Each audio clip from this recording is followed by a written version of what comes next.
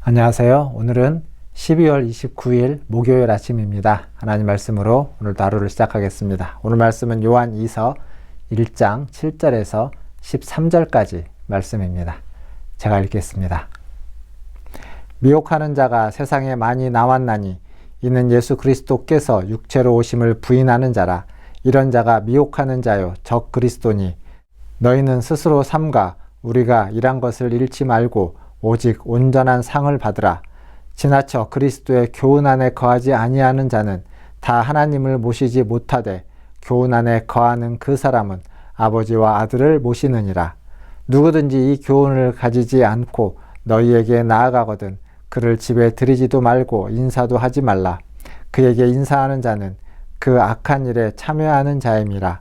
내가 너에게 쓸 것이 많으나 종이와 먹으로 쓰기를 원하지 아니하고 오히려 너희에게 가서 대면하여 말하려 하니 이는 너희 기쁨을 충만하게 하려 함이라.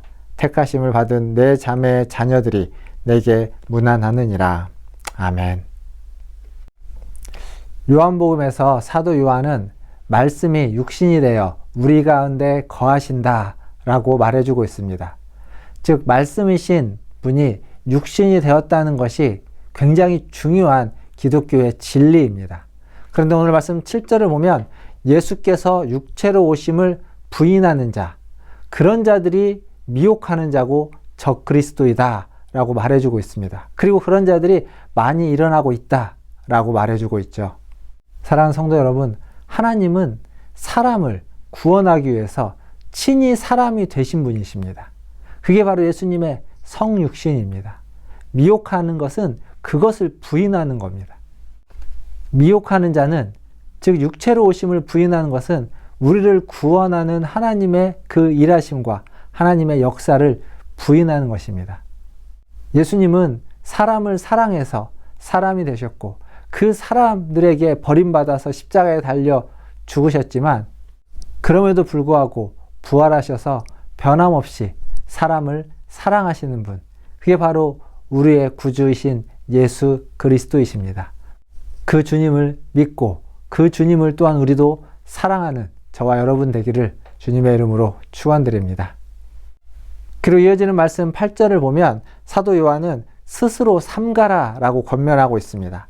즉 신앙의 여정에 있어서 자기 자신을 성찰하는 것, 그리고 무엇이 옳고 그른지를 분별하는 것, 미혹하는 것이 무엇인지를 분별해서 아는 것, 이건 굉장히 중요한 덕목입니다. 이렇게 스스로 삼가하지 않으면 세상의 풍조에 휩쓸리기 쉽습니다. 하루살이처럼 이리 갔다 저리 갔다 세상 풍조에 휩쓸리기 쉬울 것입니다. 그러나 우리가 우리 자신을 돌아보고 진리 안에서 형제와 이웃을 사랑하라 라고 하는 주님의 말씀에 순종해 갈 때 우리는 분명히 이 세상의 풍조에 흔들리지 않고 그것을 바르게 분별할 수 있게 될 것입니다. 또한 이어지는 말씀 9절에 보면 그리스도의 교훈보다 앞서가는 것을 경계하고 있습니다. 무슨 말이냐면 주님을 따르는 것은 주님보다 앞서가는 것이 아닙니다.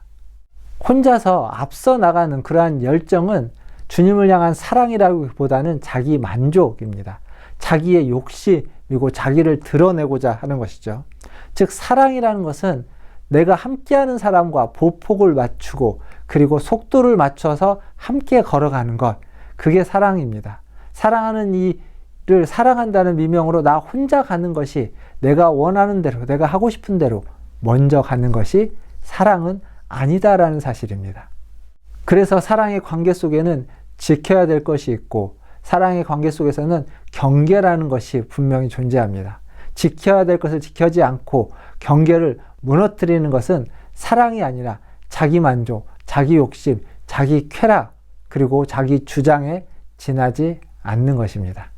사랑하는 성도 여러분, 진리가 모호해진 이 세대 속에서 진리이신 예수 그리스도를 따라 진리이신 그의 말씀에 순종하면서 그의 가르침을 지키고 그의 가르침을 이어가는 저와 여러분 되시기를 주님의 이름으로 축원드립니다. 그리고 마지막으로 사랑은 악을 멀리하게 됩니다.